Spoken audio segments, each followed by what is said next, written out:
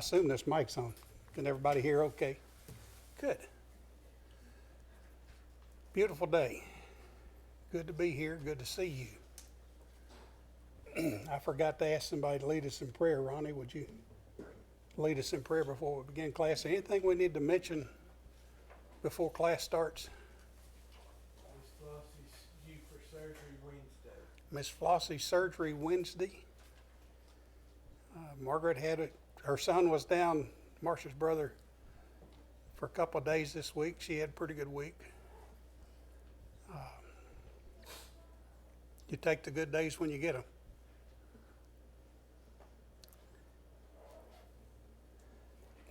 All right, if nothing else, Ronnie, lead us in a prayer. Our Father in heaven, we thank you for all the blessings we have. We're greatly blessed. We thank you especially for the blessing of being able to come and meet together.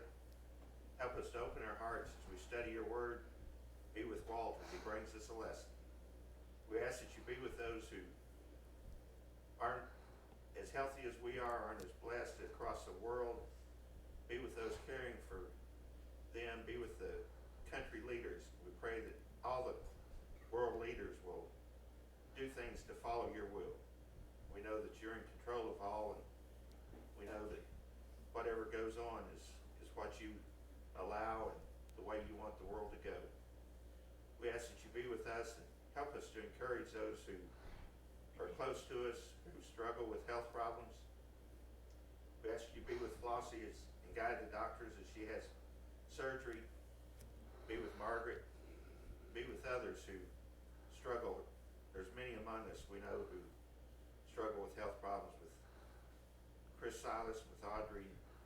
Be with Billy, and be with Gay and others who struggle with cancer problems.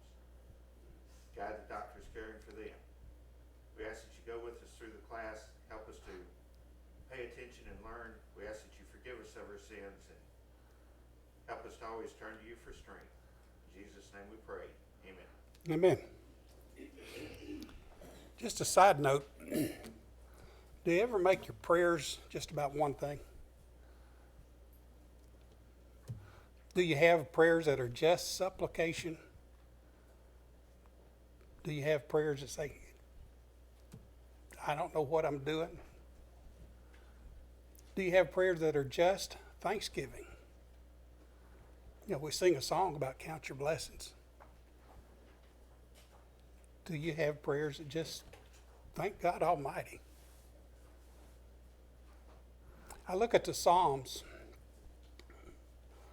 and the more I read them, the more I find dedicated Psalms to praise and dedicated Psalms to what a mess I'm in, God. And get dedicated to please forgive me for the mess I'm in or the mess I've caused. But, and that just struck me as I was studying, preparing, was that sometimes I need to focus. And we're looking at God, the characteristics of God, the infinite God, the omnipresence of God, how great and how big He is. And it's, you know, we can't define infinity. We use our finite minds and our finite vocabulary and our finite words to try to describe something that's outside of that.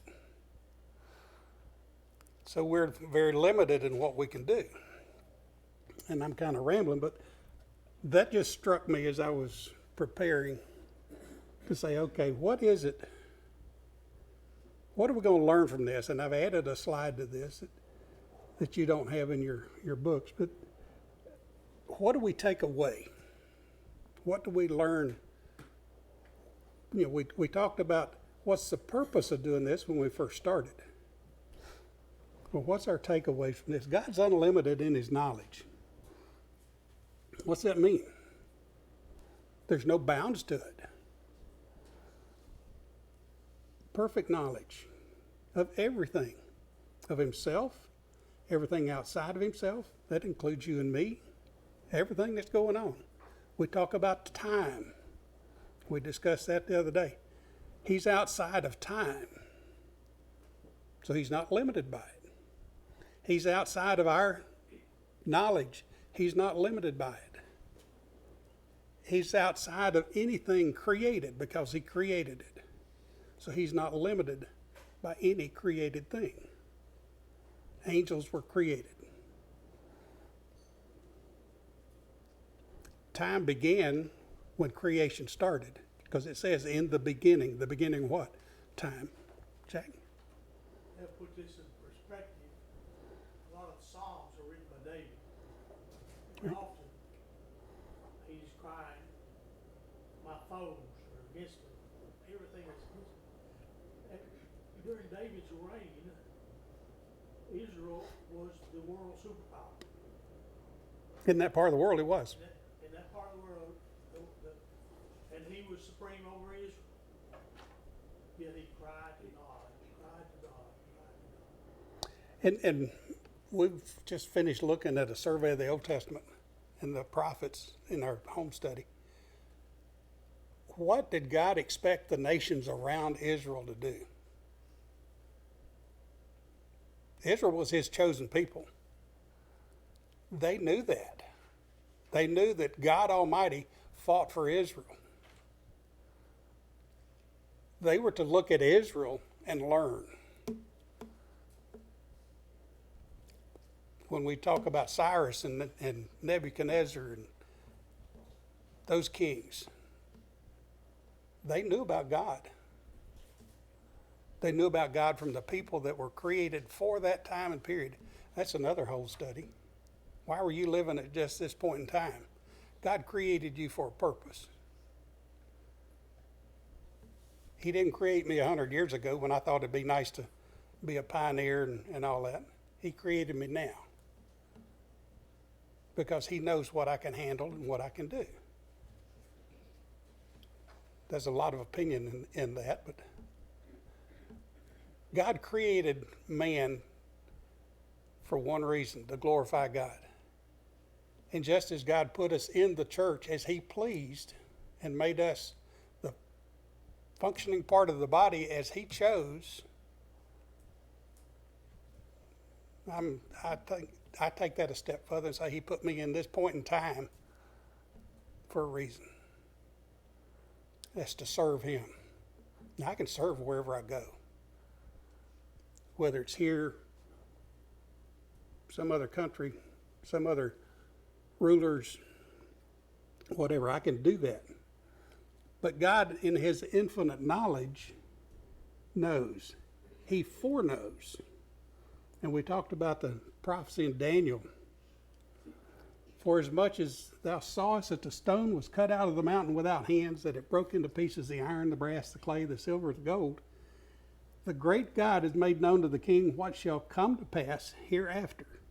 The dream is certain, the interpretation thereof sure. That was the dream Nebuchadnezzar saw of the statue. Head of gold, shoulders, chest of silver, stomach of brass, legs, feet, bronze, and then iron and clay at the feet. And this stone, untouched by human hands, was going to roll out of the mountain, destroy it all, and become a great kingdom. Again, that's just God's knowledge of here's what's going to happen. God's unlimited in his power. We see the term Almighty God, God Almighty, El Shaddai. There's references in the New Testament with the same term. Whatever God wants to do will happen. The story of Esther. What's Mordecai say to Esther? When she's kind of hesitant about go before the king. Well, you know, if you go before the king and he doesn't hold out the scepter to you, you're dead. His answer was, who knows but what you were born for such a time as this. And if you don't do it, God will save his people. His will be done. That God is infinite is grounded in the fact of creation. Because God is the uncreated creator, he's not bound or limited by the created being. He exists in a totally different way. He's unlimited in his very existence. It's his very nature to exist. He cannot not exist. Somebody else wrote that, and I try to wrap my head around it. But since he is outside, he's the creator, he's outside of creation and anything created. He's not bound or limited by anything other than himself. And I say that to say he can choose. Christ laid aside his power as equality with God to become a human being. He can choose to do that. Everything created is limited.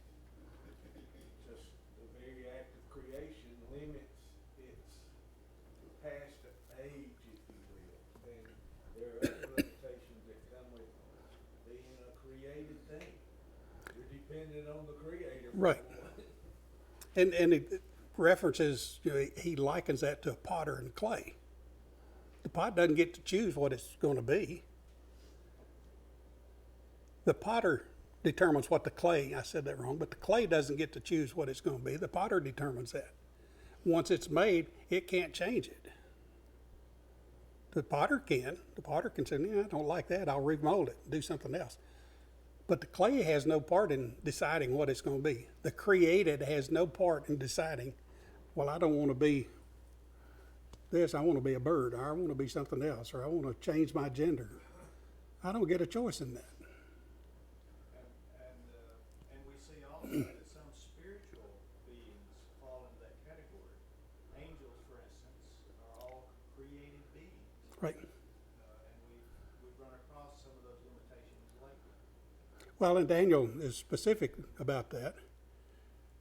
Now, there are angels that fell from the grace of God because of choices they make, so we know that they're capable of making choices. They have free will too. They have free will to, and to what extent, I don't know. To the extent God lets. To the extent that God lets them make a choice, but he's, the Bible's full of logic. There's if and then. That's a basic logic statement. We apply that all through life. That's one of the first lessons we learn. If I do this, then this happens. We teach our pets, if you do this, this happens. We teach our kids, if you do this, this happens. Good or bad. God says, take for example Moses and Mount Ebal and Mount Gerizim. He lined them up. Okay, there's a amount of blessing, amount of cursing. If you do this, we have the blessings of God. If you do this, we have the cursings of God. God says, I'm not going to change that. You get to choose. But he's not bound or limited by what we are as created beings. God's infinite, unlimited, and infinite in his power. When Abram was 90 years old, and 99, the Lord appeared to Abram and said to him, I am the Almighty God. Walk before me and be perfect. God, exalted by his power, who teaches him? Statement from Job. And Job has go to chapter 36 and on through 40. Job has a whole bunch of questions for God. And then when God talks to him, what's he say? Put my hand over my mouth. I should have never said anything. In fact, he repents from saying some of the stuff he said. Because the God Almighty,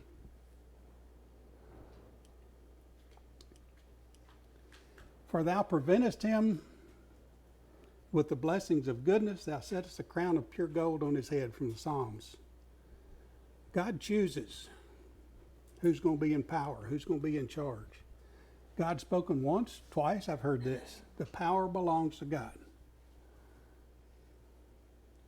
And I read that and I was thinking, okay, God's given me some decent abilities. the ability to think and reason and to study and to learn, to work, move about. I'm indeed blessed by God. Because none of that is my own doing. Look around. We see people that are limited in the way they can perform things. Mental, physical, whatever. Be thankful for what you have. Be thankful for the abilities that God's given you. What's Micah 6:8? What's God want from us? Justice, love, mercy. 3 things. Delivered by God. Do justice. Do the right thing. Be kind. Love mercy. Be kind. Recognize who you serve. Walk humbly before God. The Lord on high is mightier than the noise of many waters, yea, than the mighty waves of the sea. Did you ever see the movie Perfect Storm? Where the waves, 2 or 3 storms came together at one time in a shipping or fishing vessel, I guess, 150 feet long, and it met a wave that turned it over. I've seen some photos from the Navy on an aircraft carrier that was running from a storm. Wait a minute, how big is an aircraft carrier? Pretty big. And yet the waves were coming over the bow of that aircraft carrier. The mighty waves of the sea. God's bigger than that. Great is our Lord, great power. His understanding is infinite. And you look at creation, the more we look into the atom and how things were built, the more we see wisdom, structure, consistency, design. What do we learn from this? How big is our God? Can I be too dirty for God to cleanse? No. Can I be too broken for God to fix? No. Can I be too far away for God to reach? Jonah tried that. Didn't work out real well for him. No, God can reach me. Can I be too guilty to save? No. Am I too worthless to love? No. That's what I need to take away from all this. God doesn't make junk. Every one of us is worth cleaning, fixing, reaching, forgiving, and loving. If you don't get anything else out of these lessons, that how big our God is, how great our God is, get that.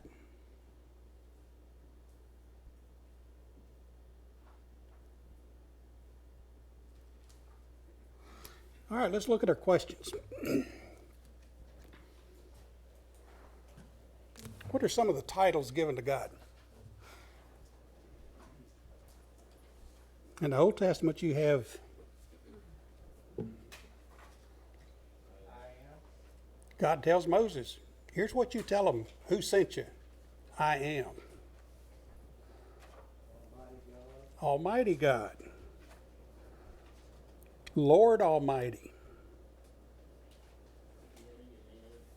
Beginning and end. Lord God Almighty. What are some of the New Testament names? Lamp.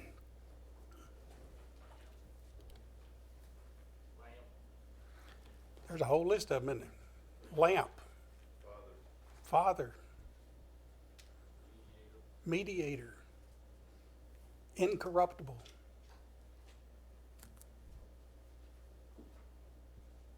Immortal, He has life in himself. and He chooses who to give it to. Again, that's one of those if-then statements, that if we do this, and Uncorruptible God. uncorruptible, He can't be bought. He can't be swayed. He can't be turned away. He can't be bribed. I took that to mean He doesn't deteriorate. Another way to look at uncorruptible. Never tarnishes. Never gets old. King of Kings and Lord of Lords, no one gives him authority. Okay. King of Kings. Lord of Lords. He's above all of those things. And when He has been given all authority, what authority is there not His?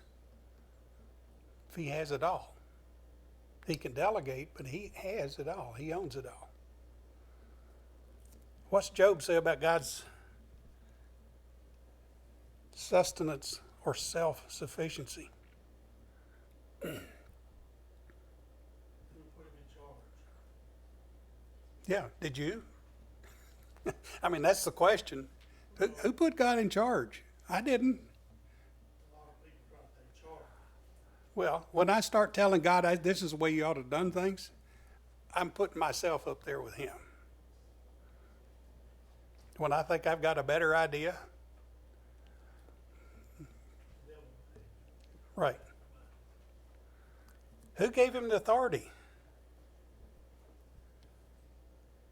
Who appointed His way? Who directs His paths?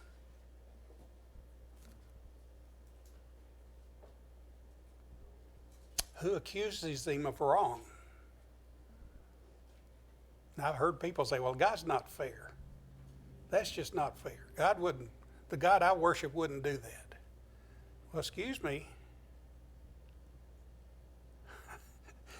When you say that, you're putting yourself up there with God. They're making God in their image. They have made God in their image. Exactly. Who am I to say what God would or wouldn't do? He's told me what He would or wouldn't do, and He's consistent, faithful, and just. He also adds mercy. Because if He were just, I don't have a prayer. I don't have a hope. But because He's merciful and forgiving, does that mean He changed His mind? No, there's that if-then statement. If I repent of those things, He is willing to forgive me. And when He forgives, He wiped it off the disk. It's gone. This section, and there's talking about the unlimited God, this nature, that nature. The only limit He has put upon Himself is He cannot lie. And it goes from being God. That's just part of being God. Unlimited in regard to time. This section, the word best describes God. What word best describes God in regard to time? Everlasting. That's used several times. Eternal.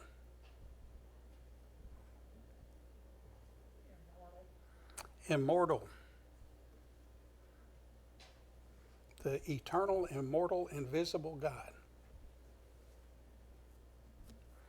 How long had God existed according to the psalmist? Before creation. From everlasting. From everlasting to everlasting. Without beginning or end.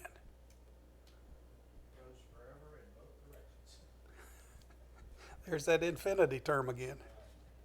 if there are directions. Right.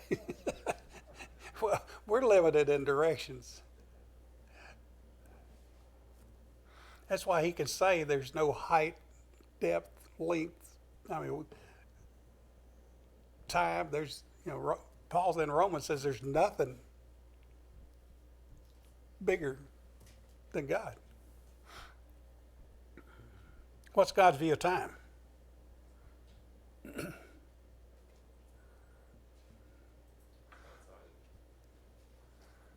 He's outside of it. He transcends it. He's bigger than. So when he looks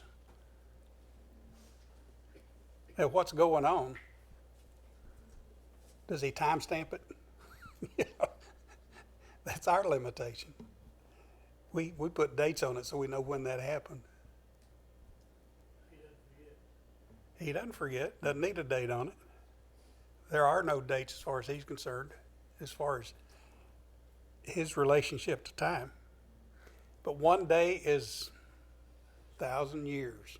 1,000 years is one day or a second or yesterday, yeah. There's no limit to it. What does it mean to say that God transcends time?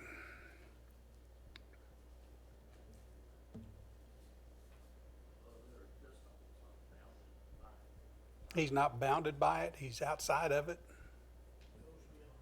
Goes beyond. Not subject to it.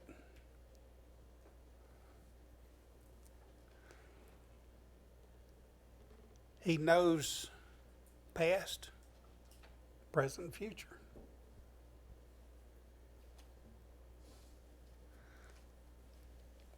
Revelation, Isaiah talks about the I am, first and last.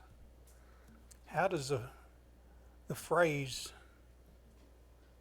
transcendent of time relate to prophecy?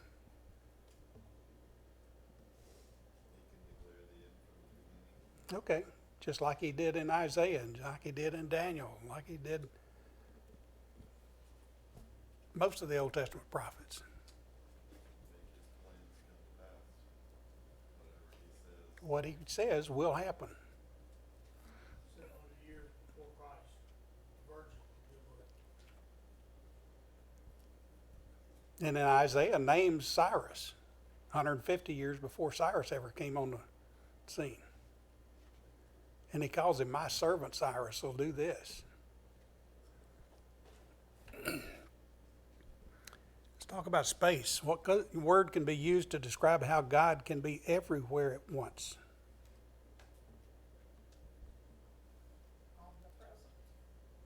Omnipresent.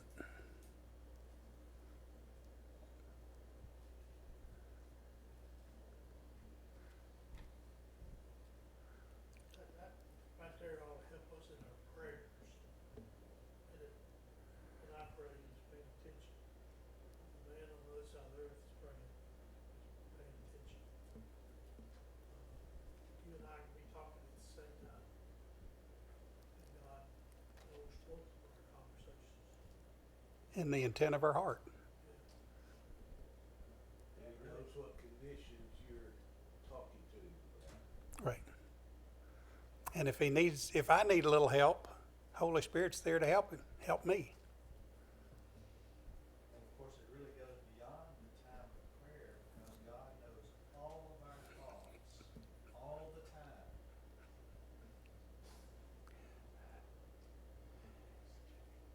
And it's hard to wrap our head around all that, and that he still gives us a choice. I get to choose whether I glorify God or not.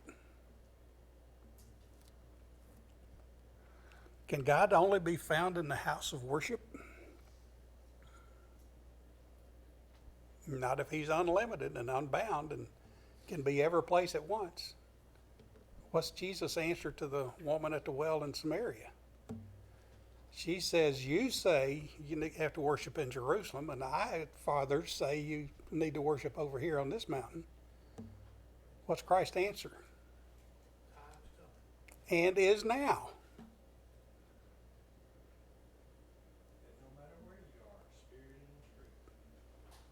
Okay. Question 11. We are the created, but God is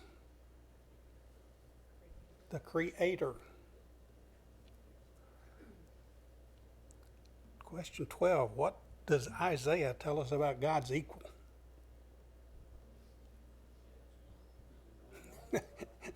There's not one. There's not any. With regard to his knowledge, how does Scripture describe God's knowledge? He knows it all. There's nothing unleft. He's the author of it. He wrote it. He created it for us. All things are naked and open before him. Okay. There's nothing he doesn't know. Is another way of saying he knows everything. Can he choose not to know? He gives you a choice on whether or not you're going to serve him. But he told Abraham, now I know that you are. He knew what Abraham's choice would be. I don't know really how to answer that. The implication is that he can choose not to know. There's a difference between knowing and determining. God lets me determine to do his will. But like I said, I have the power to do his will or do my will. Right. David's described as a man after God's own heart. He did some pretty ugly things. It was left up to him to repent.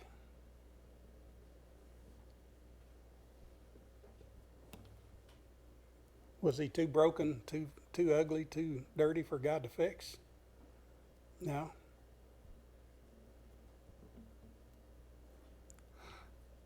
What's prophecy? I don't know that I answered your question. But I don't know a good answer to some of that. I'm assuming some things. It says he knows everything. He knows everything. Can he choose not to know? That's in his ability. He can choose to restrict his power. He can choose to do different things. In our created world, we can't marry those two. Mm-mm. But he don't live in the Jack? Well, people who would serve God will look back, he prophesied and it happened. He prophesied and it happened. He sent prophets and they spoke. And one of the tests was, if a man speaks and it doesn't come true, don't believe him. In fact, take him out and kill him. Yeah. Get rid of him. Don't fear him. Well, I think there's a part of this too, like relating to that question, that maybe ties into what Peter says, that God's not willing that any should perish. There's a hopefulness with God that we will make the right decision. And so to go back to his statement to Abraham, I think he always hoped, based on Abraham's faith previously, that he would make the decision to obey.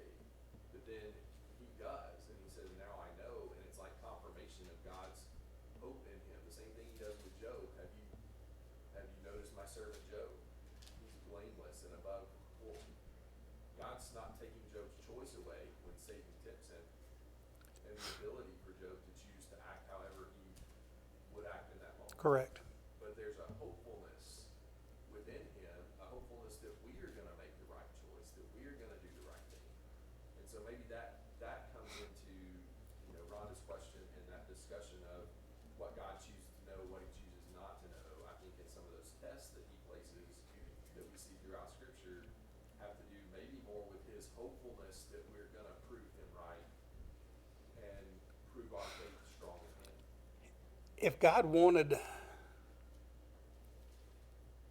robots, he could make them. He didn't want that. He wanted us to worship him of our own choice, volition, voluntarily. Predestination comes into that. What did he predetermine? What did he predestine? The if-then statements. Those are the rules of the game. He predetermined what the rules would be. We get to choose to follow the rules. Now, there's a whole lesson on that we'll cover later, but don't confuse God knowing everything with his determining before we ever do anything what we're going to do. He knew Cyrus would come and Cyrus would be of a heart to serve. He knew John the Baptist would be the forerunner of Christ and that he would be filled with the Holy Spirit before he was born. Okay, those circumstances, God knew that and he planned it. He did it. He knew Christ was coming with the fullness of time. What all is included in that fullness of time? Well, it was Roman rule, the languages, the Greek language that everybody knew, the Septuagint and the Greek that everybody could read, or those that were educated. All the things, the fullness of time is when Christ came. Jack? Well, I just think about Romans 1:16, that the gospel is the power of God to save. It said back in the beginning, if you eat of this tree, you'll die. In Ezekiel, if you sin, you'll die. Right. And he knew this was going to happen. Well, He said, don't do it. But the power of Christ's death, burial, and resurrection. when was the need for Christ determined? Before the foundation. Before time ever began, before creation, before the foundations of the earth. God had a plan. So this is obviously an area, it's hard for our finite minds to wrap our It is. minds around it. But I once heard an analogy like this that trying to make sense of it in a human mind is that it could be like a curtain. God can choose at any time to pull back that curtain and know for sure. None of that knowledge is outside of his capability. That he might choose to not pull back that curtain sometimes. Okay. Let's look at these other questions and we'll begin lesson 9 Sunday unless there's other questions. What's unlimited in regard to his power? He created.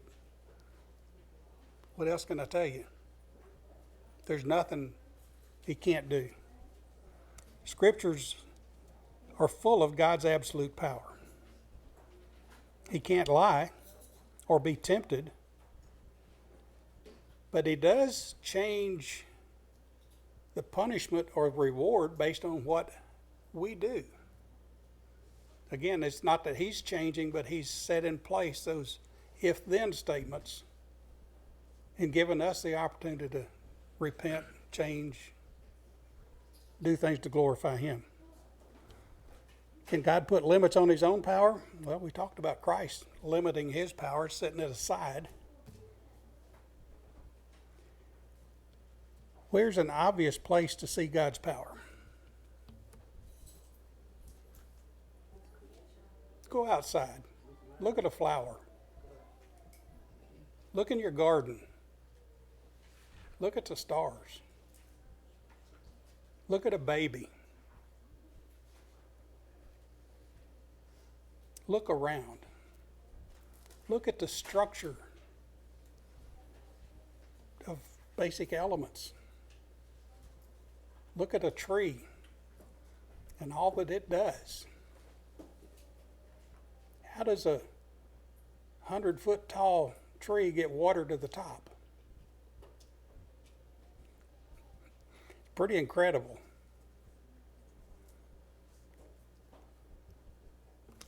Just look around. Paul says there's no excuse to not know that there's a God. All you have to do is look at the created to know that there's a creator. Okay, we'll begin and we'll start lesson 9 Wednesday night.